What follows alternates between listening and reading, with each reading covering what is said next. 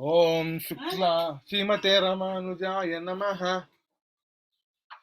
Shuklam Baradharam Vishnum Shashivarnam Chaturbhujam Prasannavadanam Dhyayet Sarva Vignopashantaye Jnananandamayam Devam Nirmala Kritim Adharam Sarva Vidyanam Hayagrivam Upasmahe Saraswati Namastubhyam Varade Kamarupini Vidyarambham Karishyami Siddhir Bhavatu Me Sada Yatpadambhoruhadhyana Vidhvasta Shesha Kalmashah Vastutamupayato Yamuneyam Namamitam Yo Nityamachyutapadambujayugmarukma Vyamohatastaditarani Tranayamene Asmadguror Bhagavatosya Dayaika Sindhoho Ramanujasya Charanau Sharanam Prapadye.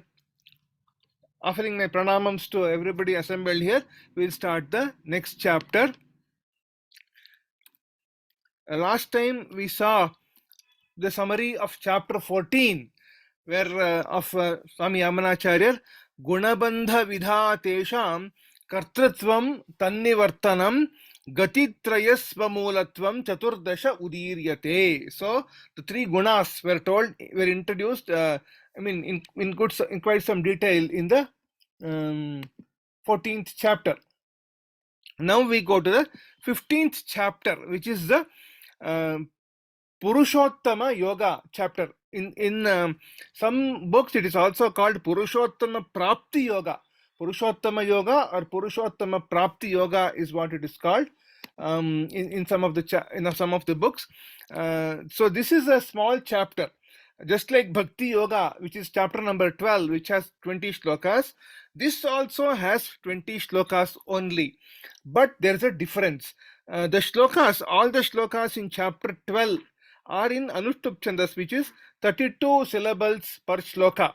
Whereas in this chapter, 15th chapter, there are some of the shlokas which are in Trishtup Chandas, which have 44 syllables per shloka. So some of the shlokas are much longer than the shlokas of the 12th chapter. So this is, we can tell, as the second smallest chapter. So the smallest is chapter 12, and one above that is this chapter, which is chapter 15, Purushottama Yoga. This Purushottama Yoga is a very important chapter. According to Shankaracharya, at the end of the Shankaracharya Bhashya, he says, Purushottama Yoga is the summary of the entire Bhagavad Geeta. Chapter 15 is summary of the entire Bhagavad Geeta, is what Shankaracharya is of the opinion of. So Purushottama Yoga chapter is a very, very important chapter, is what they say. So we'll look at the Geetaartha Sangraha shloka for chapter 15, which is the Geetaartha Sangraha shloka, shloka 19. So chapter 15 summary. Achin Mishrat Vishuddhat Cha Chetanat Purushottamaha Vyapanat Bharanat Swamyat Anyah Panchadashoditaha. Once more I'll tell. Achin Mishrat Vishuddhat Cha Chetanat Purushottamaha Vyapanat Bharanat Swamyat Anyah Panchadashoditaha. So what is the meaning of this particular shloka? So Achit Mishrat Chetanat. So there are two types of Chetana which are told in this shloka. Chetana is basically sentient. There are two types of sentient which are told in this shloka. One is Achit Mishrat Chetana, Achit Mishra Chetana, and another is Vishuddha Chetana. Achit Mishra Chetana means that Chetana, that Jivatman, who is bound to Achit, means inert matter, means Baddha Jivatman. So we are all Achit Mishra Chetana, because we are all bound to the we are all Baddha Jivas, we are all bound to samsara, because we are bound to Prakriti. So whereas Vishuddha Chetana is that which is Mukta Jivatma. So at one point of time, these Muktas were all bound to Prakriti, bound to samsara, but now they have transcended, they have gone beyond the samsara bandhana and they have become mukta. So at one time they were baddha and they did all the sadhana, karma yoga, jnana yoga, bhakti yoga, prapatti, all the things which were necessary for moksha, and then they got mukti. So Achit Mishra Chetana is baddha jiva and Vishuddha Chetana is a mukta jiva.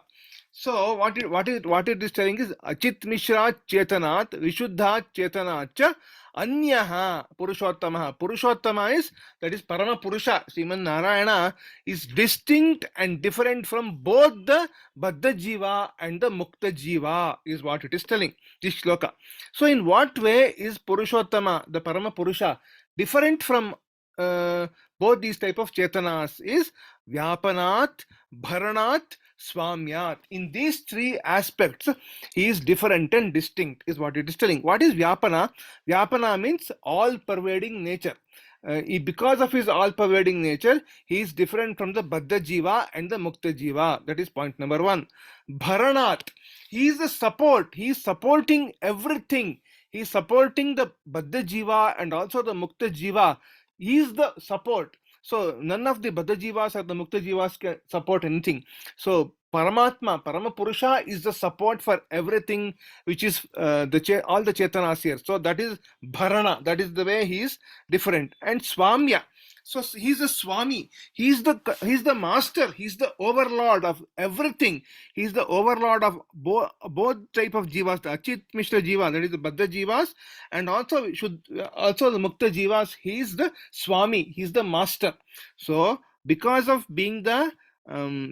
his all-pervasive nature, and second, because of him being the support, and because of him being the master overlord, Purushottama, that is the Parama Purusha, is different from both the Baddha Jivas and the Mukta Jivas, is what is told in this shloka. So there's a question. Vyapana means omnipresent, means present everywhere. Then when we see what is omnipresent around us, we see that the Akasha, the sky, is omnipresent. So what is the difference between Paramatma and Akasha? If we say Paramatma is not only omnipresent, but also omnipotent. He can do everything. Sarva Shakta. So he's the supporter and he's also the Swami of everything. So that's the way he's different from the Akasha also. Akasha Tattva also is what we tell. So Achit Mishra Chetanat, Vishuddha Chetanat, Vyapanat, Bharanat, Swamyat, Purushottamaha, Anyaha. That is what is told in the Panchadashodhyaya. So in chapter 15, the Purushottama is declared to be other than the Jivatman, both in its state of conjunction with non-sentient matter, that is the Baddha Jivatman, and in its state of pristine purity, Mukta Jivatman, because he pervades, he sustains, and he rules over all of them and the universe. That's the meaning of this particular chapter. That is a summary, one shloka summary of chapter 15. Now, Swami Deshikan has not given any, at least in the copy of Geetaartha Sangraha Raksha which I have, Swami Deshikan has not given any commentary to this shloka. So we will see some of the commentaries from Ramanuja Bhashya itself. We'll see. So before that, some of the shlokas I want to highlight to you in this particular session. One shloka is the first shloka of the 15th chapter is a very important shloka. Urdhva moolam adhashakam ashwatham prahuravyayam chandamsi yasya parnani yastam vedasa vedavit. So Krishna is telling about an inverted tree, which is urdhva moolam, with roots at the top, and the adhashakam, the branches, all of them below. So immutable Ashwatha tree with roots on top and branches below. Its leaves are the Vedas, and he who knows it knows the Vedas. Is the top level meaning of this particular shloka. But this shloka has an equivalent, some kind of an analog. I want to take a 5-minute digression into the Srimad Bhagavatam, because in the chapter in the Dashama Skanda, in the canto where Lord Krishna Avtara is being described in the Srimad Bhagavatam, in the second chapter of this particular of the Dashama Skanda, Lord Krishna enters the womb of Devaki. So when Krishna is in the womb of Devaki, all the gods, the Brahma, Rudra, all the Indra, all the gods come and do a stuti, do a prayer to Devaki who is prayer to Lord Krishna, who is residing in the womb of Devaki. And there's a big prayer, Brahmastuti it is called. And in that one shloka comes, Ekayanau Dviparas Trimulaha Chaturasa Panchashifas Shadatma Saptatvak Ashtavitapaha Navaksha Dashachadi Dvikhago He Adi Vrikshaha, he says.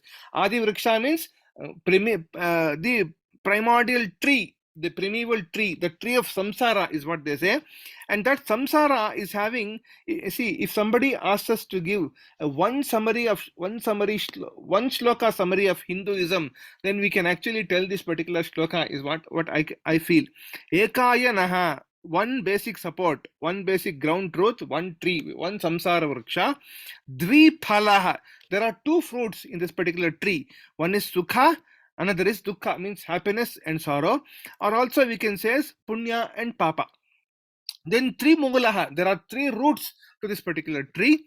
They are the sattva guna, rajo guna, and tamo guna. The three gunas, sattva, rajas, and tamas. They are the three roots of this particular tree. Chaturasaha, there are four kinds of sap.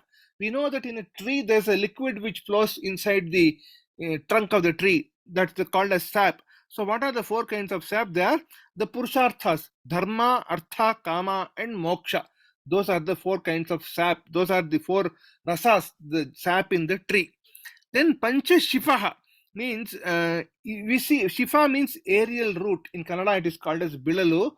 If we see a banyan tree, there are so many aerial roots which come from top to the bottom. So sometimes we don't even know where the main root is. The entire set of aerial roots will hold the banyan tree in position. So there are 5 aerial roots for this particular tree. They are the 5 senses. That is the ears, the skin, the eyes, tongue, and the nose. Are also the 5 tanmatras, we can say, which are Shabda, Sparsha, Rupa, Rasa, and Gandha.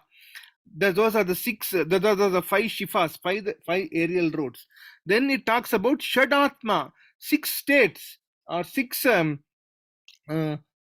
Atma, 6 inner states, we can say, which there are 2 interpretations for the 6 states. One is the Shad Urmayaha. Urmi means 6 regrets or defects or torments which everyone undergo, which are Kshut Pipasa, hunger and thirst for the pranas. Then Jara Marana, old age and death, and Shoka Moha, which are the grief and delusion of the mind. Or the Shad Bhava Vikaras. The Vikaras means every living entity, every Jivatman, every Bhuta, every person with a body undergoes 6 types of modification, is what we say. Asti, Jayate, Vardhate, Viparinamate, Apakshiyate, Pranashyati. So Asti means exists. Next is Jayate, is born. Then Vardhate, it grows. Viparinamate, it undergoes modification. What do you mean by undergo modification? When the person is around 35-40 years old, gray hair starts coming on the head, and then the teeth start slowly getting loose and things like that. Some weakening of the body happens. And apakshiyate, the decay further continues, starts decaying, and pranashyati, and one day it perishes. These are the 6 bhava vikaras. So shadatma is what it says. Then saptatvak. So these are the 7 layers of bark for that particular tree. In Kannada it is called togate, bark. What are they? They are the 7 dhatus, sapta dhatu, the 7 dhatus which make the body, which are the skin, the blood, the muscle, the fat, the bone, marrow, and the semen. Then ashta vitapaha, 8 branches of the tree, which is the ashta prakriti, ashtavida prakriti, because Krishna tells in chapter 7, Bhumi, Rapo, Nalo, Vayu, Khammano, Buddhirevacha, he says, those are the 8 elements of Prakriti.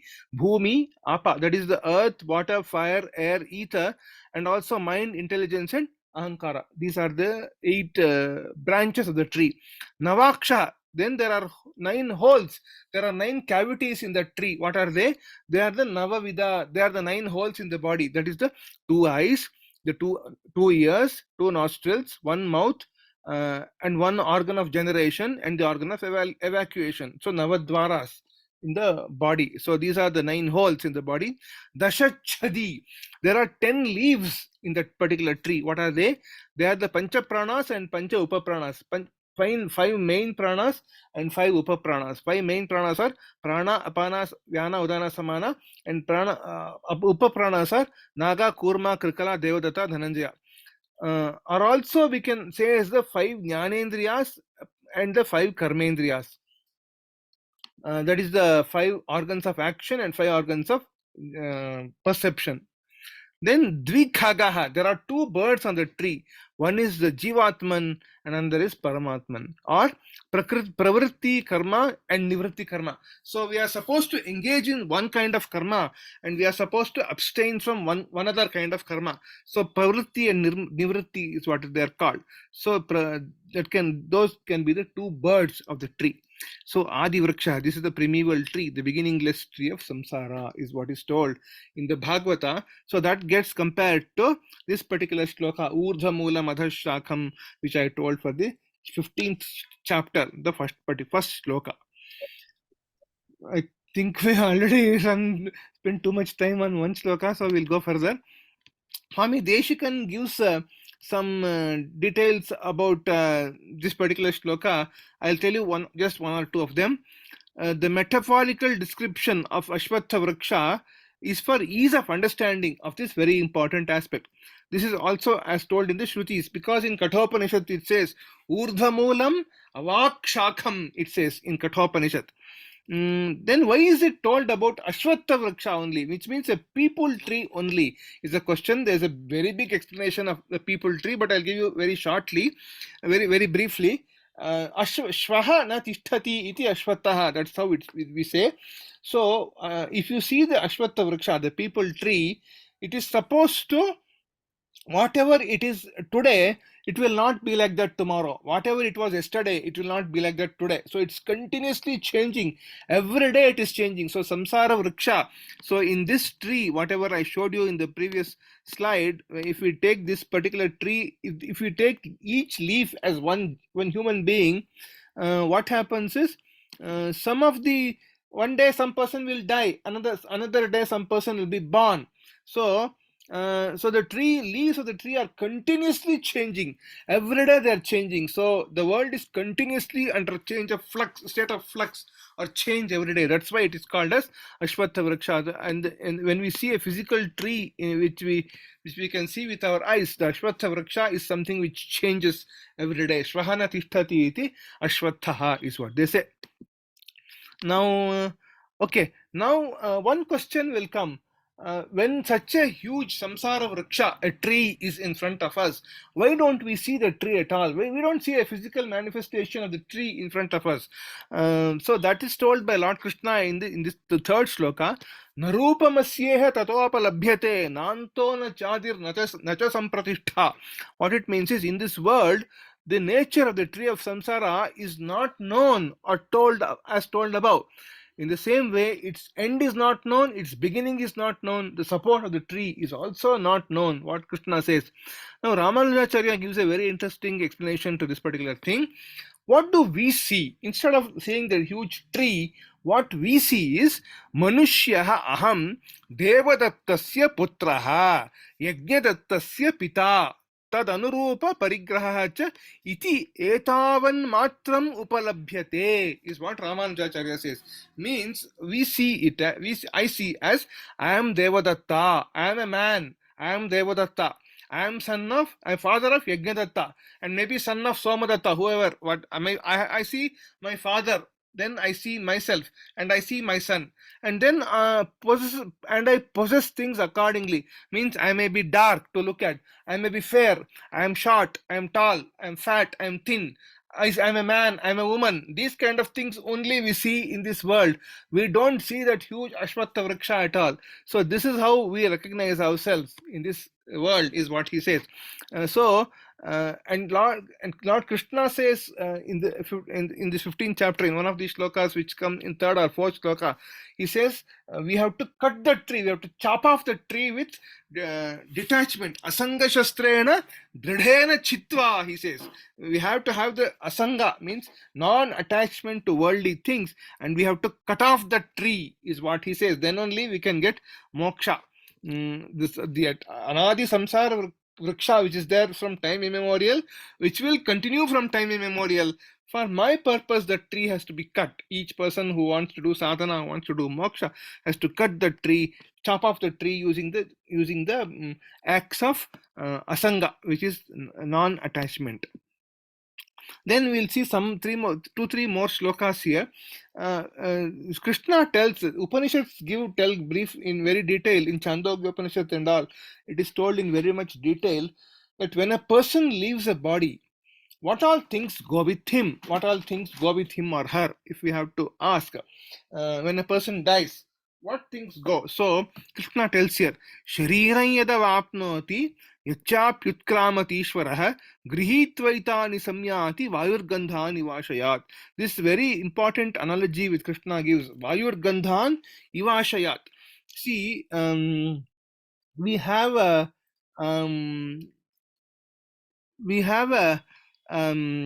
flower.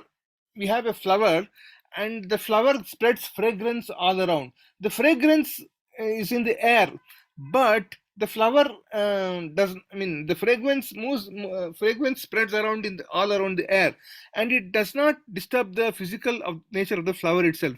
In the same way, just as the fragrance departs from the flower, in the same way, the prana departs, the jivatman departs from the body. Physical body will be there only, is what he says. The jivatman, who is the lord of the body and senses, whichever body he assumes, whichever body he gets, having died from whichever state of body he existed earlier, it departs from it that time, carrying these senses. Grihitva etani samyati. He carries these 6 things, he says. What are those 6 things? We'll see here. And then he departs. What are those 6 things? Kim punaha tani indriyani. What are those things which he carries? Krishna gives a list. Shrotran chakshus prasanancha rasanam ghranam adhisthaya manaschayam vishayan upasevate is what he says.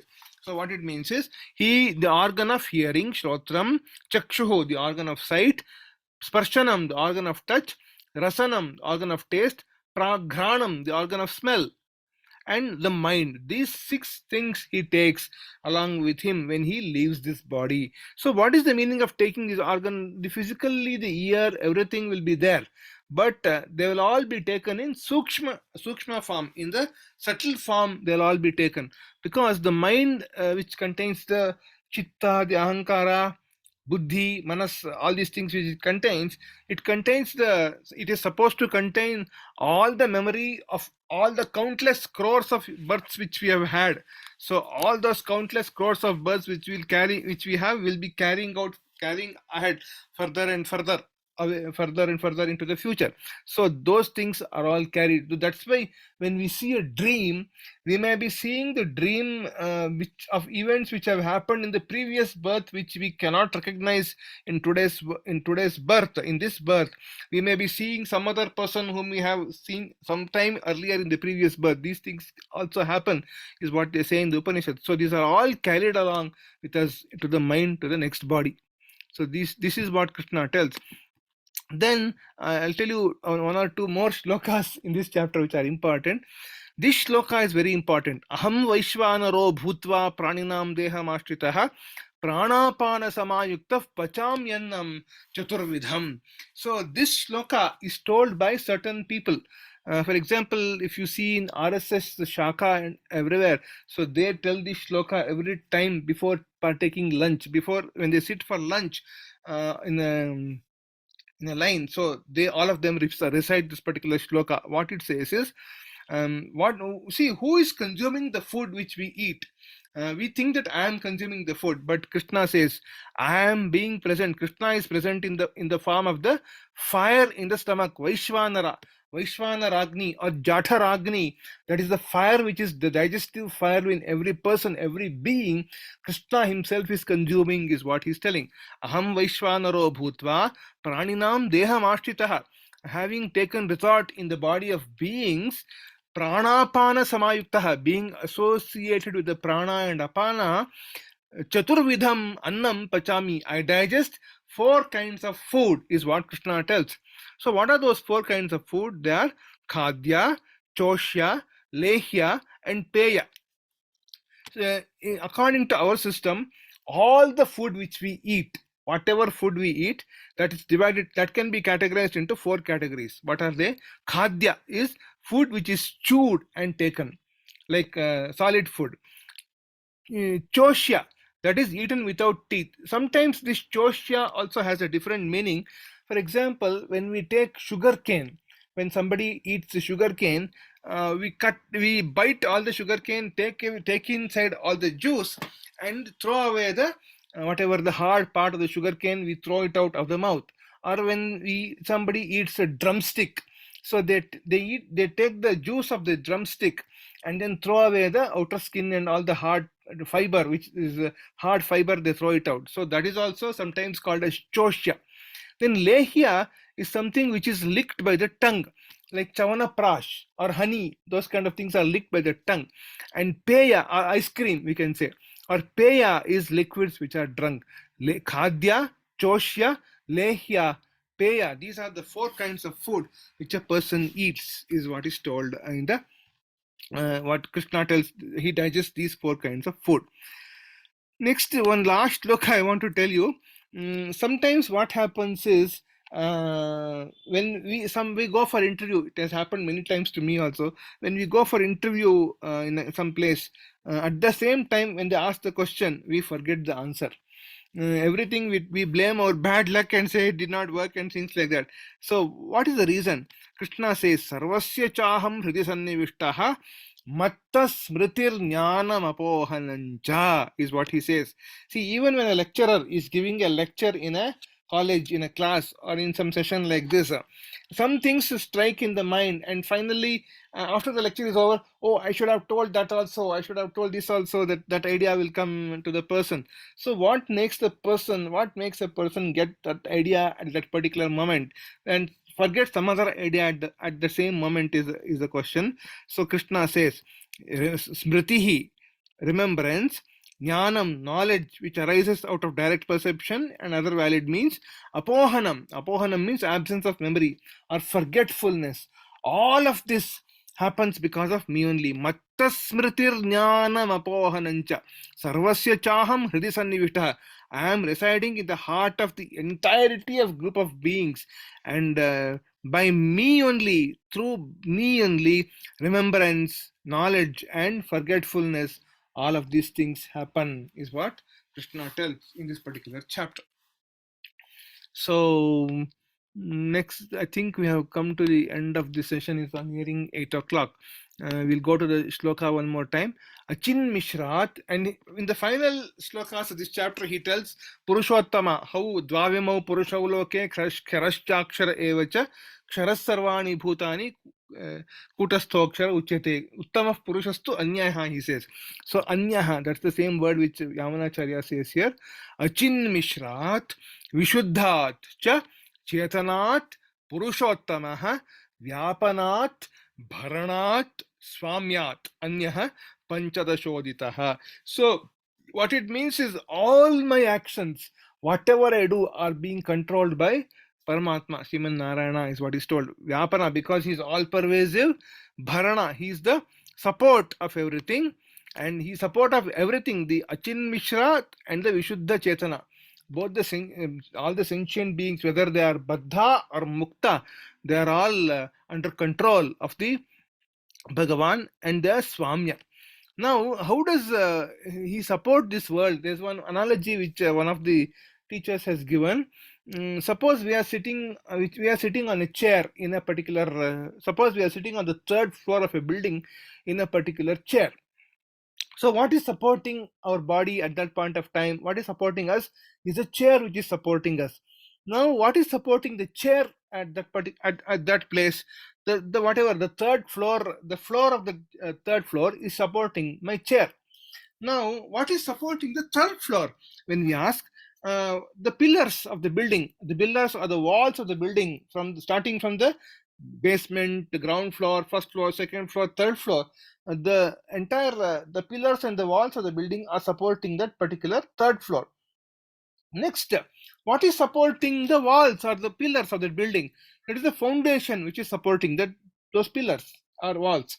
Now, foundation we can never see. So Unless we see the building in the construction phase, we will not know that there's a foundation. Now, what is supporting the foundation? If we ask, the foundation is being supported by the ground, the earth below, the bhumi. The Mother Earth is supporting that foundation. What is supporting Mother Earth when we ask? Nobody is supporting Mother Earth. Mother Earth is rotating as we see from satellite images. Is rotating in some space in some direction. We don't know which direction it is going. How is rotating? Nothing we know. We only know that it is controlled by gravitation force, but we cannot physically see gravitation. We cannot see any of these celestial forces which come in nature. So that invisible force, Bharana, that is that support of the Mother Earth, not just Mother Earth, supporting the sun, the entire Milky Way universe, everything is being supported by Bhagavan, is what it is told. What this person was telling. So Vyapanat, Bharanat, Swamyat. He is the master of everything. He is the Swami of everything. So then one question comes: how is he the Swami? How is he the master? If there's one more minute, I'll tell you an interesting story about Sri Ramakrishna in Sri Ramakrishna Paramahamsa's lifetime. So between the years 1856 and around the years 1868 or 1870, the Dakshineshwar temple, if you have gone to the Kali temple in Dakshineshwar in Calcutta, there was the overlord of that person of the temple was a person by name Mathuranath Vishwas, who was looking after the entire administration of the temple, and also he had special affection to Ramakrishna Paramahamsa because he had very high respect for Ramakrishna. So one day, both of them are walking in the temple garden. At that time, the temple garden was full of trees. Now it is there's a lot of concrete structures which have come there. But at that time, 1865 time frame, there are a lot of plants, trees, everything. And they're walking along in the garden, and they see a hibiscus plant which has red flowers, red hibiscus flowers, so many red hibiscus flowers. And Ramakrishna Paramahamsa says that Bhagavan is a Swami, he is the master of the whole universe. And then Mathuranath asked this question, whether if he is a master, can he change whatever he has ruled, whatever rules he has? So Ramakrishna Paramahamsa says, yeah, of course he is the master. He can change anything he wants, at whatever he can amend whatever he wants. And then he asked the question: this red hibiscus flower, can it produce a white flower, white hibiscus? Then okay, yes, it can certainly produce this. Ramakrishna Paramahamsa says. Then next day they are walking in the same garden, and they see the same red hibiscus flower, red hibiscus plant. They see a particular branch where it has split into two. One side is a white flower, one side is a red flower. So that Ramakrishna Paramahamsa says, yesterday we were talking about this, and you said he cannot change anything. Now you see, he's a red flower and a white flower in the same branch of this particular tree. So that is the Swami. He's the master of everything, is what we can see. So I think we have come to the end of time. I'll tell the prayer, and then we can go for. We have not too much time for chanting. We'll chant whatever we can today. Vasudeva Sutam Devam Kamsa Chanura Mardanam Devaki Paramanandam Krishnam Vande Jagadgurum. Sarvam Shri Krishna Arpanamastu. Loka Samasta Sukhino Bhavantu. Samasta Sanmangalani Bhavantu. Srimate Ramanujaya Namaha. Thank you very much. Yeah.